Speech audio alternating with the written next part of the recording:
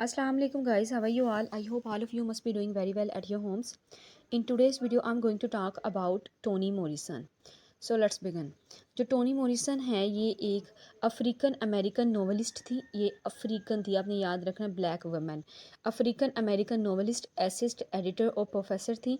इसका जो पूरा नाम था वो था क्लोई आर्डेलिया मॉरिसन। ठीक है, इसने अपना पेन नेम टोनी रख लिया था और निक नेम हम कह सकते हैं इसने टोनी रख लिया था, क्योंकि इसने इस बात को फील किया कि जो क्लोई वर्ड है ये प्रोनाउंस करने में लोगों के लिए डिफ़िकल्टी हो रही थी, तो इसलिए अपना नाम इसने टोनी निक नेम टोनी रख लिया। शी वाज बर्न इन 18 फरवरी 1931 को यूएस के अंदर पैदा हुई और 5 अगस्त 2019 के अंदर न्यूयॉर्क यूएस के अंदर इसकी डेथ हो गई एट द एज ऑफ 88 और निमोनिया की वजह से इसकी डेथ हुई थी। और she got married in 1958 with Harold Morrison जो एक अमेरिकन आर्किटेक्ट था और 1965 में इसकी डाइवोर्स हो गई थी। ठीक है, अब हम कुछ अवार्ड्स के बारे में बात करते हैं जो टोनी मॉरिसन को दिए गए। सबसे मोस्ट इम्पोर्टेंट अवार्ड है नोबेल प्राइज़ इन लिटरेचर, जो इसे 1993 के अंदर दिया गया and she was the first black women जिसने ये प्राइज़ हासिल किया था, नोबेल प्राइज़ 1993 के अंदर। पुलिट्ज़र प्राइज़ इसने हासिल किया 1987 के अंदर अपने इसके एक नोवेल बिलवड पे। ठीक है, और इसके अलावा इसने national book circle critics circle award 1988 के अंदर लिया अपने एक थर्ड पब्लिकेशन पे, द सॉन्ग ऑफ सोलोमन। ठीक है, ये जो सॉन्ग ऑफ सोलोमन इसकी एक नॉवल थी जिसपे इसे national book critics circle award दिया गया। ही नेशनल ह्यूमैनिटीज़ मेडल इसे दिया गया 2000 के अंदर और presidential medal of freedom award 2012 के अंदर दिया गया टोनी मॉरिसन को। टोनी मॉरिसन ने अपनी एजुकेशन स्टार्ट की थी होरेन हाई स्कूल से, फिर वो हार्वर्ड यूनिवर्सिटी चली गई 1949 के अंदर और 1953 के अंदर इन्होंने अपने बैचलर ऑफ आर्ट्स की डिग्री कंप्लीट की। कॉर्नल यूनिवर्सिटी से 1955 के अंदर इन्होंने अपना एमए कंप्लीट किया। अब हम बात करते हैं कुछ इंपॉर्टेंट लिटरेरी वर्क्स के बारे में जो टोनी मॉरिसन लिखे थे। Toni Morrison has written a total of 11 novels लिखी। ठीक है, 2 short fictions, 2 plays, 13 non fictions, एक आर्टिकल लिखा। ठीक है, 7 चिल्ड्रन बुक्स लिखी। और इसके अलावा ये जो सब कुछ इसने लिखा था इसने अपने बेटे स्लैड मॉरिसन के अंदर, मोस्टली इसने अपने वर्क कोलैबोरेशन के अंदर with her son Slade Morrison के साथ लिखा था। और जो स्लैड मॉरिसन उसकी लेटर ऑन डेथ हो गई थी, फिर इसने अपना एक नॉवल लिखा under the name of Home. ठीक है, और फिर वो नॉवल इसने स्लैड मॉरिसन को डेडिकेट किया था।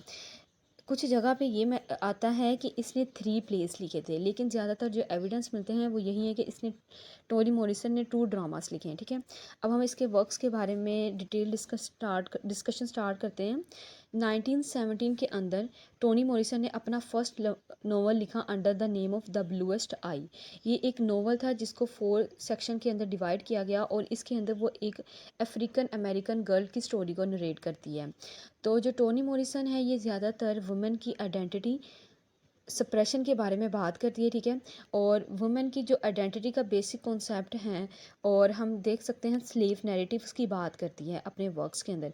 जितने भी ज़्यादा इसके नॉवल हैं वो ज़्यादातर वुमेन की स्टोरी पे बेस करते हैं, अफ्रीकन लेडी दिखाती है उसके अंदर और उनकी आइडेंटिटी पे स्पेशली बात करती है। 73 के अंदर इसने अपना नॉवल लिखा सूला और इसके अंदर एक ब्लैक गर्ल सूला की स्टोरी बताती है जिसके अंदर वो फीमेल आइडेंटिटी के थीम को हाईलाइट करती है। 1973 के अंदर इसने एक अफ्रीकन अमेरिकन मैन की स्टोरी बताई हुई है और उसके अंदर बेसिकली वो रेसिज्म के कॉन्सेप्ट देती है। ठीक है, ब्लैक मैन के अकॉर्डिंग जब ब्लैक मैन ब्लैक या वाइट का इस तरह बात होती है तो रेसिज्म का कॉन्सेप्ट उसके अंदर ज़रूर आता है। तो इसने जो अपना नॉवल लिखा था 1973 के अंदर, इस पे इसे national book critics circle award भी दिया गया था और इसका बहुत फेमस वर्क है। ठीक है, और 1981 के अंदर टोनी ने अपना नॉवल लिखा टार बेबी। इसके अंदर वो मेल के करैक्टर को दिखाता है इस तरीके से कि जो वो फीमेल को इन्फीरियर समझती हैं। ठीक है, अगेन यहाँ वीमेन के बारे में वो बात करती है। और इसके अलावा टोनी मॉरिसन ने अपनी एक ट्रायोलॉजी लिखी थी under the name of beloved. ठीक है, उसके डेंटिस्ट ट्रायोलॉजी भी कहते हैं, जिसके अंदर इसने 3 नॉवेल्स लिखे थे और ये जो ट्रायोलॉजी है इसकी मोस्ट फेमस ट्रायोलॉजी है जिसके अंदर सबसे पहले जो नॉवल थी वो 1981 के अंदर लिखी गई, बिलवड के नाम से। ये एक हिस्टोरिकल फिक्शन है जिसमें एक ब्लैक वुमेन की स्टोरी बताती है। इसके अंदर कुछ गोथिक एलिमेंट्स है और स्लेव नैरेटिव की टेक्निक यूज़ करती है इस वर्क के अंदर। इसने पुलिट्जर प्राइज़ हासिल किया और एनिस फील्ड वुल्फ बुक अवार्ड भी दिया गया सिल्विया प्लाथ को बिलवड पे, ठीक है। ये इसका मोस्ट इंपॉर्टेंट वर्क है। फिर 1992 के अंदर जो सेकंड पार्ट था ब्लवर ट्रायोलॉजी का, जैस, वो लिखा गया। 1997 के अंदर पैराडाइज, ठीक है। और ये जो तीनों पार्ट्स हैं, जो फर्स्ट पार्ट है वो 18th चैप्टर पे मुश्तमिल है, ठीक है। सेकंड पार्ट 7 और जो थर्ड पार्ट है वो 3 चैप्टर पे, यानी टोटल इसके अंदर 28 चैप्टर्स हैं टोटल इसकी, ये तीनों ट्रायोलॉजी के अंदर। और इसके अंदर यानी इस ट्रायोलॉजी के अंदर वो slavery, story telling, memory, emotional and spiritual devastation of slaves, specially American slaves, ठीक है। और फिज़िकल हम सप्रेशन के बारे में बात करती है। ये जो ट्रायोलॉजी है ये मोस्ट इंपॉर्टेंट ट्रायोलॉजी है। टोनी मॉरिसन ने लिटरेरी क्रिटिसिज्म पे भी वर्क किया था। 1992 के अंदर इसने अपना वर्क लिखा under the name of playing in the dark, जो इसका फर्स्ट लिटरेरी क्रिटिसिज्म था, जिसके अंदर इसने फ्रीडम, इंडिविजुअलिज्म, मैनहुड और इनोसेंस के बारे में, यानी ये बेसिक थीम लेके इसने इसके बारे में बात की है। 1992 के अंदर ये इसका फर्स्ट लिटरेरी क्रिटिसिज्म था, ठीक है। और फिर 2008 के अंदर इसने अपना नोवेल लिखा under the name of a mercy, जिसके अंदर वो रिवील करती है lies beneath the surface of American slavery. 2012 के अंदर इसने अपना नोवेल लिखा होम, और ये जो नोवेल था इसने अपने बेटे स्लेड मॉरिसन को डेडिकेट किया था, ठीक है, जो एक पेंटर भी था और म्यूजिशियन भी था। स्लेड मॉरिसन की कैंसर की वजह से 2010 में at the age of 45 death हो चुकी थी।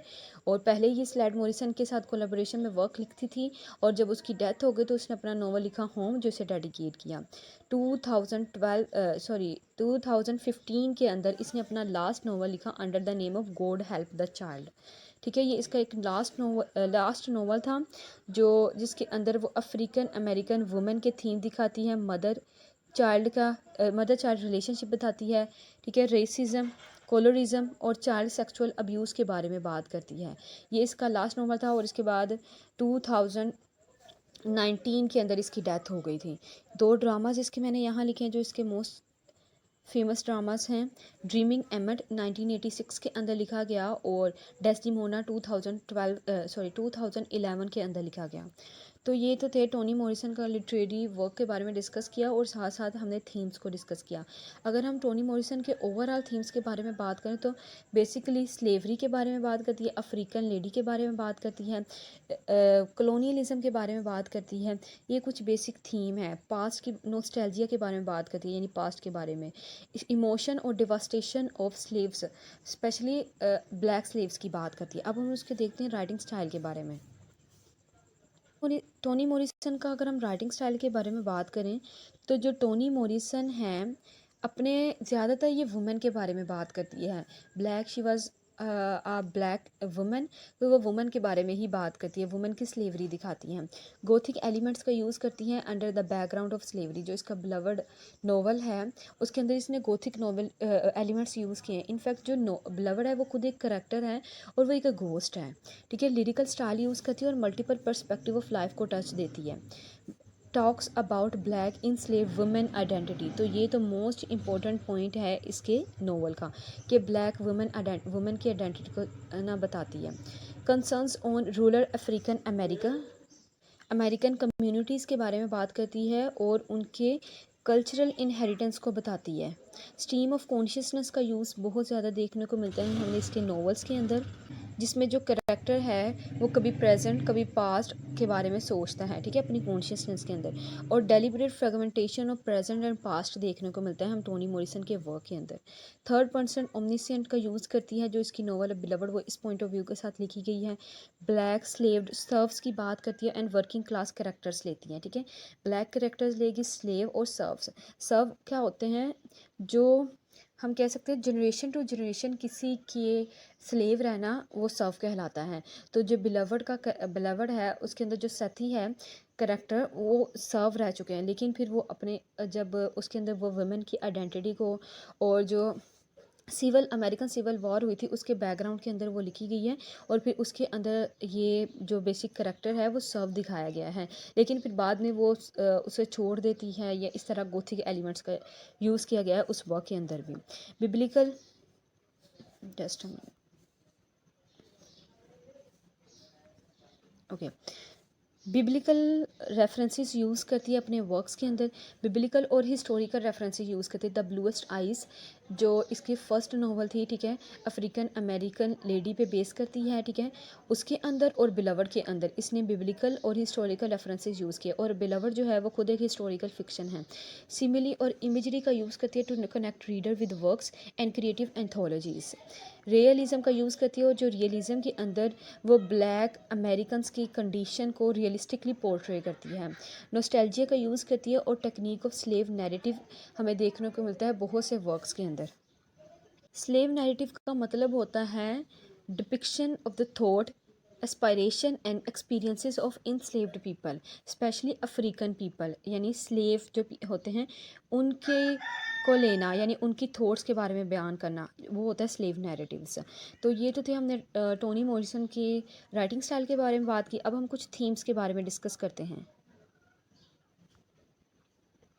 बेसिकली जो थीम हमें देखने को मिलते हैं, वैसे तो मैंने जो इसका लिटरेरी वर्क को डिस्कस किया है तो मैंने साथ साथ थीम बताती गई हूँ कि कौन कौन से थीम देखने को मिलते हैं। तो जो मोस्टली ओवरऑल हमें थीम देखने को मिलते हैं टोनी मॉरिसन की राइटिंग स्टाइल में, रेसिज्म का, ऑपरेशन का, जेंडर का, एक्सप्लॉयटेशन का, ब्लैक अमेरिकन एक्सपीरियंस का, वुमेन की आइडेंटिटी के बारे में बहुत बात करती है, child sexual abuse, unjust society, cultural identity, freedom and individualism के बारे में बहुत बात करती है, और मैनहुड एंड इनोसेंस।